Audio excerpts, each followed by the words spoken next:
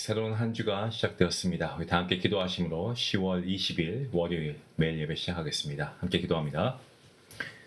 사랑과 은혜가 풍성하신 하나님 감사합니다. 오늘도 하나님께서 우리가 한 주간을 또 시작할 수 있도록 하나님 말씀을 통하여서 귀한 은혜와 우리에게 귀한 믿음의 담대함을 허락하실 줄로 믿습니다. 이 시간 우리의 마음을 준비케 하시고 우리가 갈급한 심령으로 주님 앞에 나아갈 때 말씀을 통한 은혜가 충만케 허락하여 주시옵소서. 하나님, 이 시간 특별히 우리의 가정을 위해서 기도합니다. 하나님, 이 사랑하는 성도님들 가정 가운데 함께 하시고 정말 모든 가정들 주님의 사랑으로 하나 되게 허락하여 주시옵소서.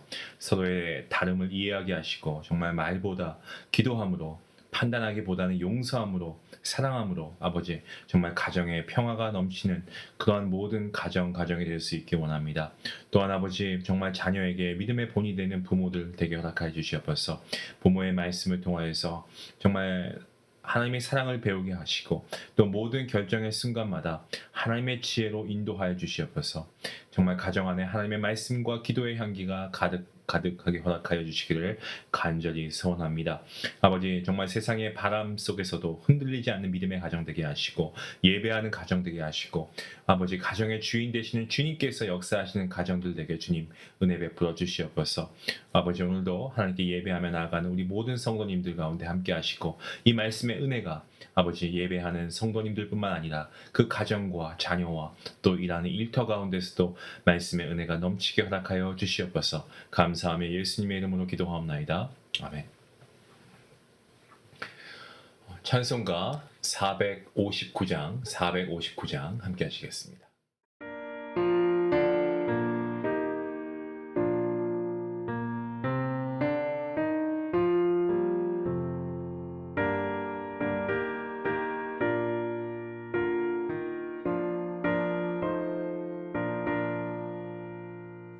누가 주를 따라 섬기려는가 누가 죄를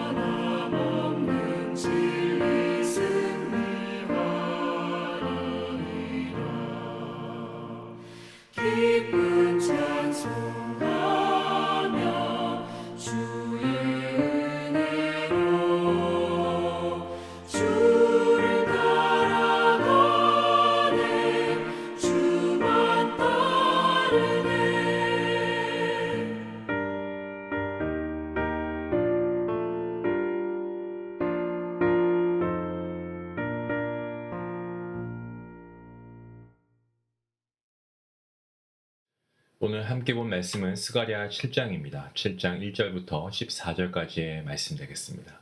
우리 함께 말씀을 읽도록 하겠습니다. 다리오 왕 제4년 아홉째 달 곧 기슬레월 4일에 여호와의 말씀이 스가랴에게 임하니라. 그때에 베델 사람이 사레셀과 레겜멜렉과 그의 부하들을 보내어 여호와께 은혜를 구하고 만군의 여호와의 전에 있는 제사장들과 선지자들에게 물어 이르되 내가 여러 해 동안 행한 대로 5월 중에 울며 근신하리이까 하매 만군의 여호와의 말씀이 내게 임하여 이르시되 온 땅의 백성과 제사장들에게 이르라. 너희가 70년 동안 다섯째 달과 일곱째 달에 금식하고 애통하였거니와 그 금식이 나를 위하여 한 것이냐. 너희가 먹고 마실 때에 그것은 너희를 위하여 먹고 너희를 위하여 마시는 것이 아니냐. 예루살렘과 사면 성읍에 백성이 평온히 거주하며 남방과 평원에 사람이 거주할 때에 여호와가 옛 선지자들을 통하여 외친 말씀이 있지 않으냐 하시니라. 여호와의 말씀이 스가랴에게 임하여 이르시되 만군의 여호와가 이같이 말하여 이르시기를 너희는 진실한 재판을 통하여 서로 인애와 긍휼을 베풀며 과부와 고아와 나그네와 궁핍한 자를 압제하지 말며 서로 해하려고 마음에 도모하지 말라 하였으나 그들이 듣기를 싫어하며 등을 돌리며 듣지 아니하려고 귀를 막으며 그 마음을 금강석 같게 하여 율법과 만군의 여호와가 그의 영으로 옛 선지자를 통하여 전한 말을 듣지 아니하므로 큰 진노가 만군의 여호와께로부터 나왔도다. 내가 불러도 그들이 듣지 아니한 것처럼 그들이 불러도 내가 듣지 아니하리라. 만군의 여호와가 말하였느니라. 내가 그들을 바람으로 불어 알지 못하던 여러 나라에 흩어느니라. 그 후에 이 땅이 황폐하여 오고 가는 사람이 없었나니 이는 그들이 아름다운 땅을 황폐하게 하였음이니라 하시니라. 아멘.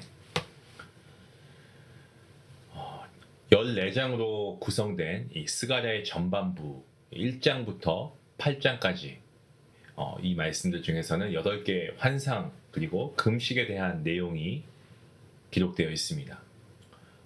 그리고 오늘 본문은 이스라엘의 금식에 대한 하나님의 말씀인데요.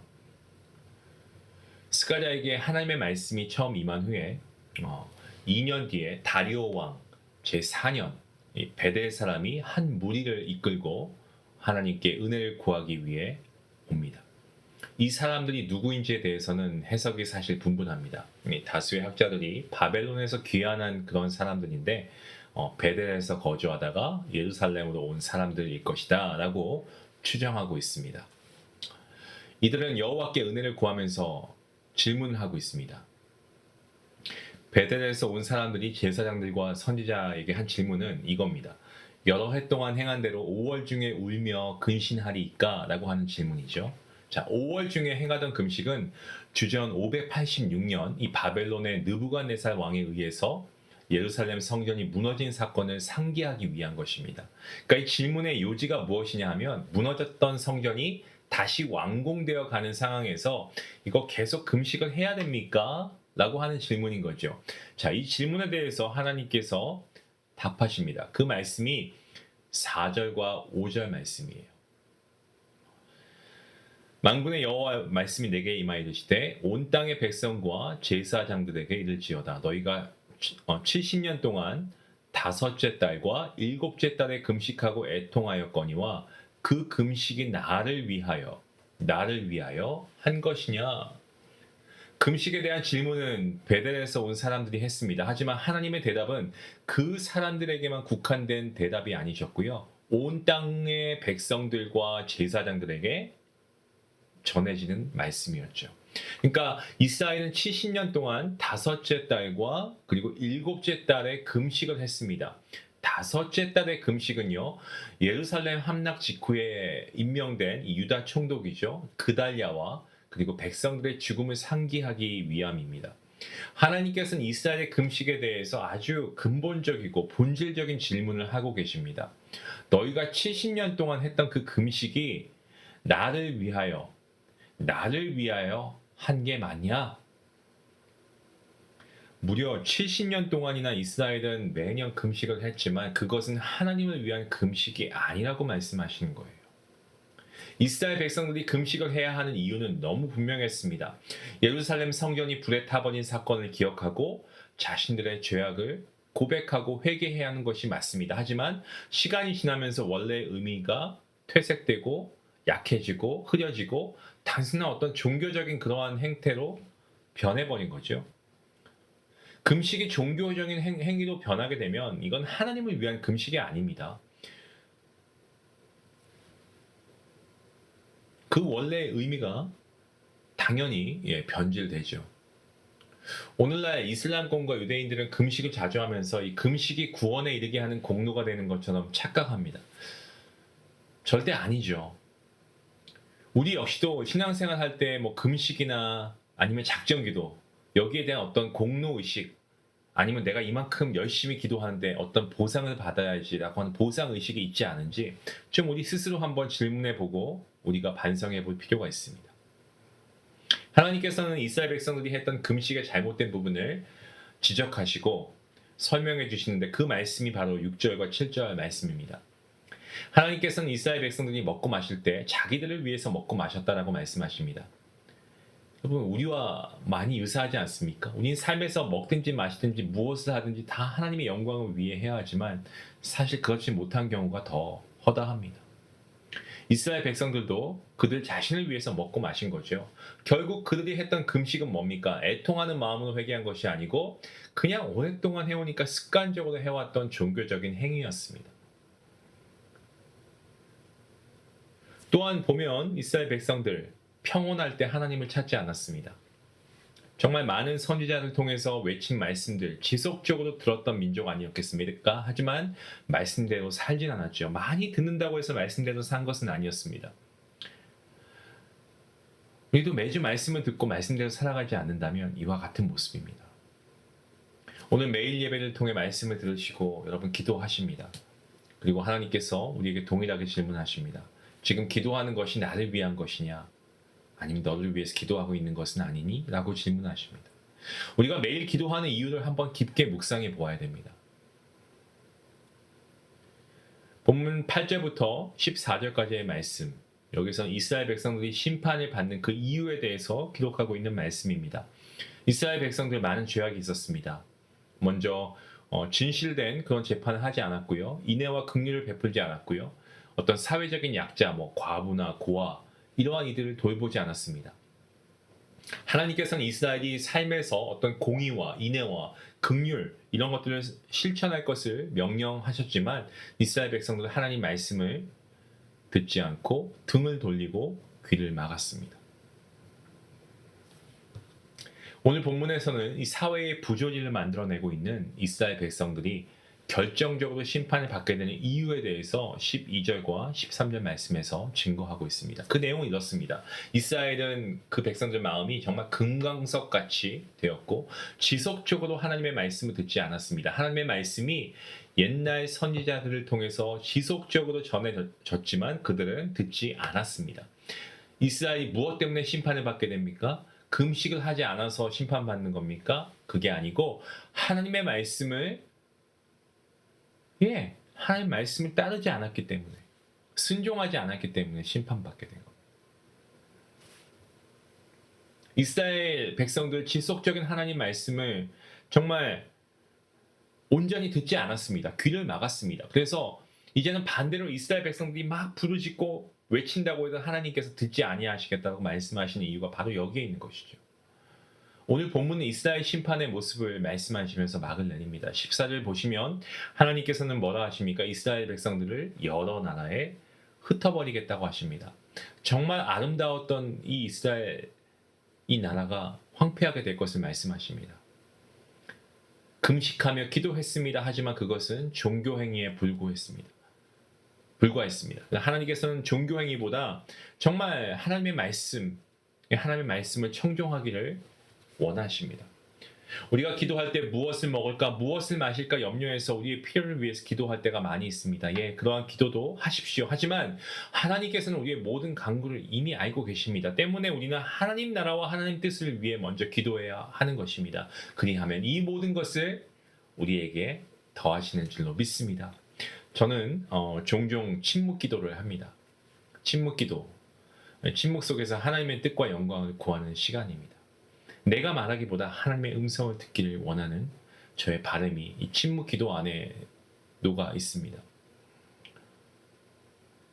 성경에서 탕자, 우리 탕자의 비유를 알지 않습니까? 아버지를 떠나서 자기의 힘으로 살아보려고 했던 둘째 아들, 정말 철저하게 실패하고 그가 아버지께 돌아가지 않습니까? 광야와 같은 삶에서 우리가 할 수 있는 것 여러분 아무것도 없습니다. 저를 포함해서 말입니다. 오히려 우리 힘으로 하려고 하면 할수록 우리가 더 우리 안에 좌절이 있습니다. 또 영적으로 우리 안에 침체가 있습니다. 때문에 광야와 같은 우리의 삶에서 우리가 해야 할 것은 무엇입니까? 하나님 말씀에 귀를 기울이고 그 말씀에 순종하는 것입니다. 오늘 하루 우리가 또 기도할 것입니다. 우리의 힘으로 해결하려고 힘쓰고 우리의 강구만 외치는 것이 아니고 침묵 속에서 하나님의 음성을 우리가 묵상하고 하나님 말씀에 순종하며 나아간다면 광야와 같은 우리의 삶은 하나님과 함께 지어져가는 바로 그 은혜의 현장이 될 줄로 믿습니다. 우리 같이 함께 기도하시겠습니다. 하나님, 우리가 매주 주일 예배 드리고 주중에는 매일 예배를 드리고 있지만 혹시 이것이 종교 행위가 아닌지 물어봅니다. 습관적인 예배는 아닙니까? 하나님께서는 언제나 우리에게 말씀을 하시지만 그 말씀을 듣지 않고 우리 마음대로 살아가고 있다면 주님, 오늘 이 말씀을 통해서 지금이라도 우리가 돌이켜 하나님의 뜻대로 살아갈 수 있도록 하나님 우리에게 믿음을 허락해 주시옵소서. 하나님, 이스라엘 백성들 금식을 하지 않아서가 아닙니다. 심판 받은 이유가 금식을 하지 않아서가 아니었습니다. 하나님의 말씀을 듣지 않아서였습니다. 무엇보다 주님의 말씀에 귀 기울이며 민감하게 반응할 수 있도록 성령 하나님 우리의 마음을 인도하여 주시옵소서. 오늘 하루도 침묵 속에서 말씀하시는 하나님의 뜻을 분별할 수 있기를 간절히 원하옵고 이 모든 말씀 예수님의 이름으로 기도합나이다. 아멘. 오늘 우리의 삶에서도 중요한 것은 우리가 얼마나 종교적 행위를 잘하고 있느냐 이게 아닙니다. 우리가 이러한 예배나 이러한 하나님 만난 자리에서 얼마나 하나님 말씀에 귀를 기울이고 순종하느냐입니다. 금식보다 기도보다 헌신보다 우선되는 것은 하나님 말씀을 듣고 그 말씀대로 살아가는 삶입니다. 이러한 삶이 될 수 있게 해달라고 우리 같이 함께 우리의 마음을 새롭게 해달라고 성령 하나님을 의지하며 기도하며 나아가겠습니다.